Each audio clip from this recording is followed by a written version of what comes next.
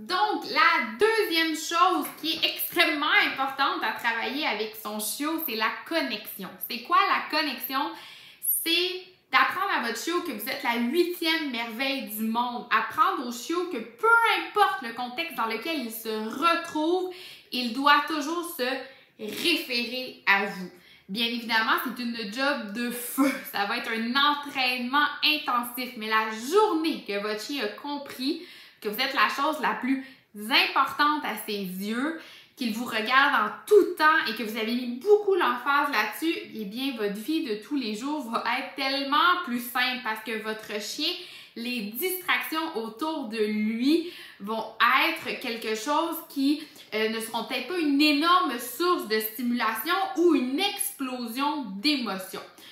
Dans mes cours dernièrement, j'ai eu une excellente question. La dame m'a dit, mais quand mon chien va arrêter de vouloir aller voir les autres chiens, sauter sur les autres chiens, focusser, à quel âge ça l'arrête? Et je lui ai répondu, mais est-ce que vous avez enseigné à votre chien, quand il est près des autres chiens, à rester connecté avec vous, de ne pas vouloir aller voir les autres chiens? Elle m'a répondu non. Puis j'ai dit, madame, si vous ne lui enseignez pas, votre chien ne peut pas le faire. Donc, mon chien ne peut pas me donner un comportement que je ne lui ai pas montré. Et là, j'ai vu une illumination faire comme, my God, c'est vrai, tu as raison. Donc, je dois enseigner ça à mon chien.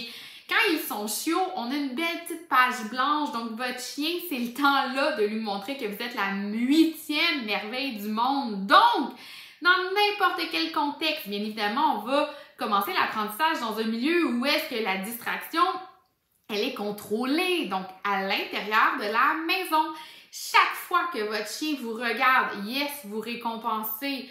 Si vous récompensez chaque fois que votre chien vous regarde, votre chien va comprendre que son attention doit être 100% à vous. Il va connecter avec vous. Et ça, là, par la suite, ça va vous aider lors de la marche en laisse. Ça va vous aider quand vous voulez discuter avec la voisine puis vous voulez pas avoir un chien partout. Ça va vous aider quand vous allez aller chez le vétérinaire. Cette connexion-là, cette relation-là avec votre chien qui est unique, elle est extrêmement importante.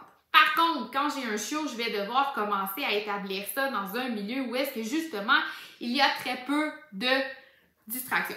L'intérieur de la maison, c'est une excellente place. Si vous avez plus d'animaux aussi, donc si vous avez des chats, des chiens, des lapins, name it, encore là, la distraction va être un petit peu plus élevée. Donc, chaque fois que le chat passe à côté de votre chien vous regarde, yes, vous récompensez. Quand vous dites, wow, ça va bien dans la maison, mon chien se réfère beaucoup à moi, mais par la suite, je vais aller pratiquer cet exercice-là à l'extérieur, dans ma cour. Donc, malgré que les voisins qui sont à l'extérieur, malgré que le chien du voisin jappe, je veux avoir un chien qui est connecté avec moi.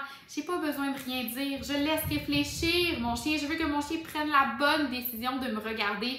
Yes, je vais récompenser.